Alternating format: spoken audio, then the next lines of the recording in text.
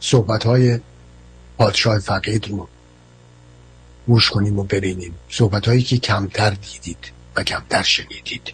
شماره 1 لطفاً. Or do you think the Allies were determined to force him to go? No, they were determined, no doubt. I was living every minute of those days. And I remember we sending messages to the Western countries that what you want. We know that you are cooking up something. A reply never came. They wanted to get rid of somebody who was independent and who have eventually asked some price for the Allies to take advantage of all our lines of communication, our roads, our railroads. Do you know that during the war, 11 million tons of goods were transported through this country from the Western world to the Soviet Union? So they didn't want him to be around. What was it, do you think, that they objected to, that he was beginning to make Iran independent, beginning to strike out for independence? Sure. He was not one of those people who would have accepted a small messenger coming and transmitting messages that he had to obey or carry out. Not that I did. I also resisted in my way after I assumed. But in fact, when you took over, I think the Allies for a few days even refused to recognize your succession. Yes, they did so. They knew little of me as a crown prince. I was rather outspoken in those days.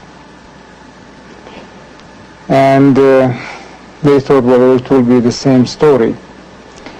Then, in order not to have the same burdens, they did their best, almost during the whole of the occupation of this country, to diminish the powers and the role of the sovereign in this country.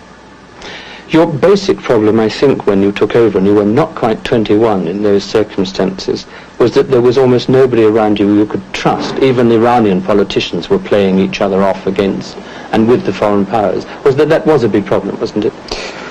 It was. It was. And this is why I say almost a miracle saved us at the end of the war, like a miracle saved us at the end of the First World War. This is why I'm so determinedly set on having some deep-rooted organization which will be the expression of the real people, not just the expression of a few rotten politicians. بله، تنها گناه این انسان شریف، این پادشاه خوبان، این بود که باج نمیخواست بده و از حق و حقوق شما مردم دفاع میکرد و میگفت این مال ایرانیه، این باید پول بابتش پرداخت کنید و این پول باید بیاد تو جیب ایرانی، باید برای ایرانی هزینه بشه، باید ایرانی در رفاه زندگی کنه، باید ایرانی امنیت و آسایش داشته باشه، شاد باشه. تنها گناهش این بود و اونا میگفتن نه، زوده، تو بذار ما بخوریم، فعلا بزن تو سرشون. همون کاری که آخوند داره میکنه.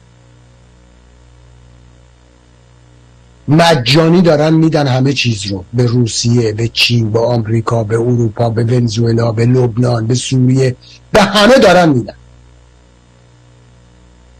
اما از دادن حتی نان به شما دریغ میکنن. چرا؟ چون برده‌ای، موالی است، چون انتخاب کردی، چون نشستی، چون زانو زدی. و 1000 بار گفتم هر چه سرتو ببری پایین تر محکمتر میزنن توی سرت.